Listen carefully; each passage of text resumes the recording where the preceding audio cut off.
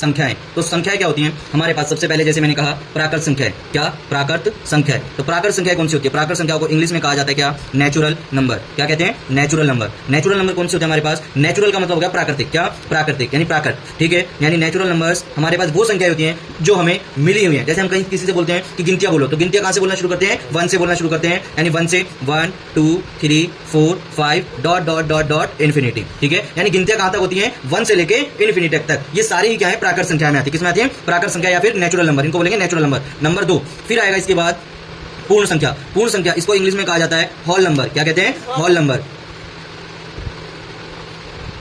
Whole number. Whole number क्या होते हैं? होल नंबर हमारे पास क्या होता है? उसमें जैसे सारी प्राकृत संख्याएं आती हैं 1 2 3 4 5 डॉट डॉट डॉट इन्फिनिटी, उसमें एक नंबर और जुड़ जाता है। क्या?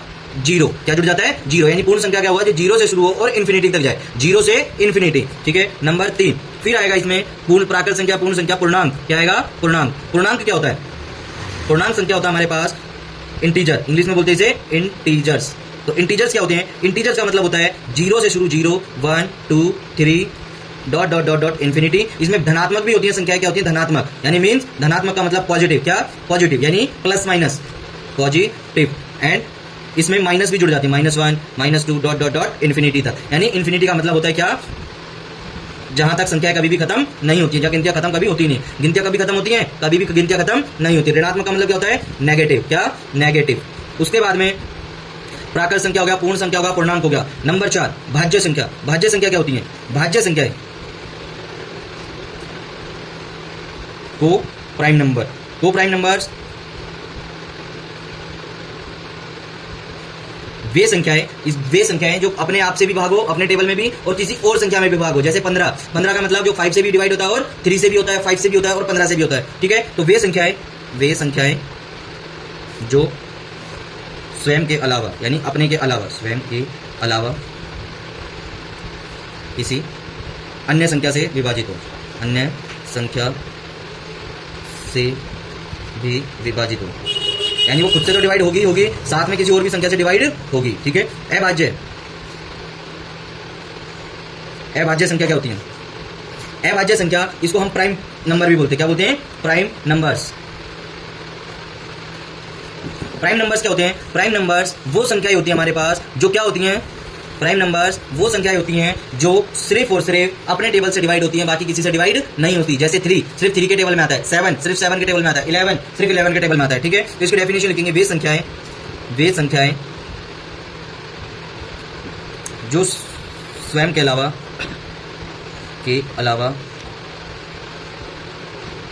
किसी अन्य संख्या से विभाजित ना हो, ठीक है। तो अभाज्य संख्या कौन सी हो गई? वे संख्याएं जो स्वयं के अलावा किसी और टेबल से डिवाइड नहीं होती। नंबर 6 सम संख्या। सम यानी इसको इंग्लिश में बोलते हैं इवन नंबर। क्या बोलते हैं? Even number. तो इवन नंबर्स क्या होते हैं? इवन नंबर्स वे संख्याएं होती हैं जो जिनके लास्ट में इकाई वाला स्थान, ठीक है, यूनिट डिजिट क्या आएगा? 0 2 4 6 8, ठीक है। यानी हम इसमें लिखेंगे संख्या के अंत में 0 2 4 6 और 8 आता है। क्या आता है? 0 2 4 6 और 8 आता है। क्या क्या? 0 2 4 6 और 8 आएगा, ठीक है, संख्या के अंत में, ठीक है, अंत में। उसके बाद नंबर 7 विषम संख्या। इसको इंग्लिश में क्या कहा जाता है? Odd number. क्या कहते हैं? Odd number. तो ऑड नंबर में क्या है? ऑड नंबर्स वे नंबर्स होते हैं जो क्या होते हैं? जिसके संख्या के लास्ट में यूनिट डिजिट क्या होती है? 1 3 5 7 एंड 9। कौन कौन सा? संख्या के अंत में, किसी भी संख्या के अंत में 1 3 5 7 9, यानी जो लास्ट वाला डिजिट होगा वो अगर 1 3 5 7 या 9 आ रहा है तो वो कौन सी है? ऑड नंबर हो जाएंगे। कौन से? ऑड नंबर हो जाएंगे हमारे पास, ठीक है। नंबर 8 परिमेय संख्या। तो परिमेय संख्या को हम क्या बोलते हैं? रैशनल नंबर बोलते हैं। क्या बोलते हैं? Rational number. Rational numbers. तो रैशनल नंबर्स कौन से होते हैं? रैशनल नंबर्स वे नंबर्स होते हैं जिन संख्याओं को P/Q के रूप में लिख सकते हैं,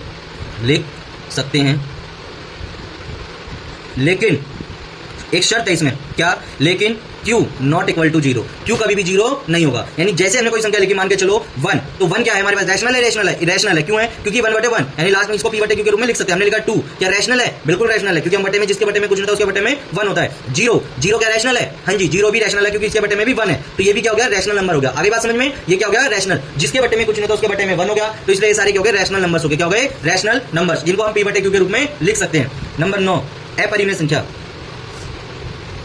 अपरिमेय संख्या, इसको बोलते हैं इरेशनल नंबर। इरेशनल, तो इरेशनल नंबर्स कौन से होते हैं? इरेशनल नंबर्स वो नंबर होते हैं जिनको हम p बटे q के रूप में नहीं लिख सकते और जिनका कोई अपना पूर्ण मान ना हो, यानी जिन संख्याओं का अपना कोई पूर्ण मान ना हो, ठीक है, ना हो, उन्हें इरेशनल नंबर कहते हैं, यानी अपरिमेय संख्या।